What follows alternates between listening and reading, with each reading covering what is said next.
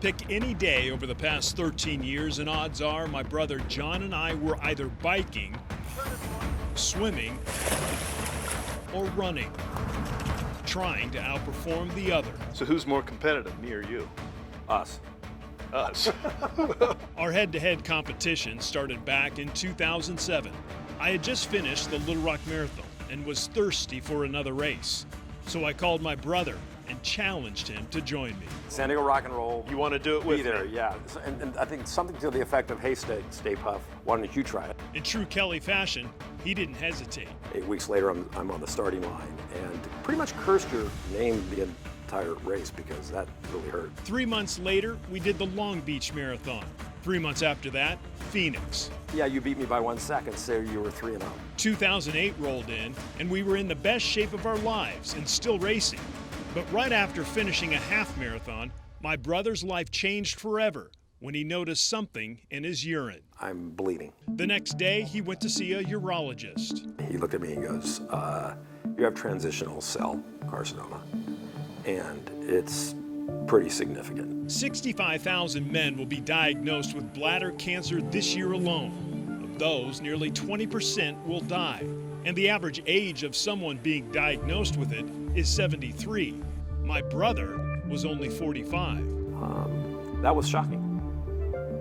24 hours after being diagnosed, things got worse. He couldn't move his right leg and was having trouble breathing.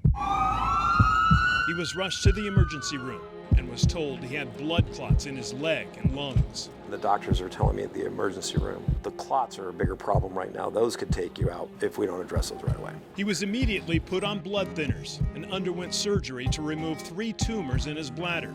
He was also given BCG, a liquid drug that's injected into the bladder and attacks cancer cells. I would receive those once a week for weeks on end. After 12 long and painful weeks of treatment, he went back in for a progress report.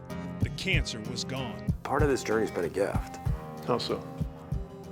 Well, first and foremost, you know, if you believe in God, boy, was he looking out for me. The two of us hit the pavement again, only this time we upped the ante and started doing half Ironman races. Swimming 1.2 miles, followed by a 56-mile bike ride, and then running 13.1 miles. The brotherly competition was back on. Over the next 10 years, we did nearly a dozen half Ironmans in California, Texas, and Missouri. But then, out of nowhere, It came back.